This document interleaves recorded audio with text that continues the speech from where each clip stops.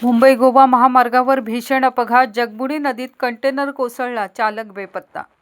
मुंबई गोवा राष्ट्रीय महामार्गावरील खेड येथील जगबुडी नदीच्या पुलावर बुधवारी सायंकाळी 6:30 वाजण्याच्या सुमारास भीषण अपघात झाला.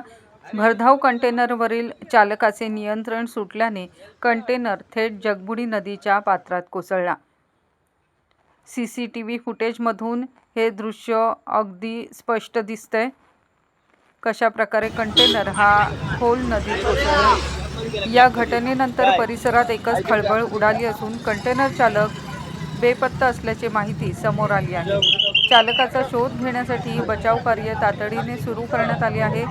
मिळालेल्या माहितीनुसार संबंधित कंटेनर हा चिपळूणहून महाडच्या दिशेने जात होता.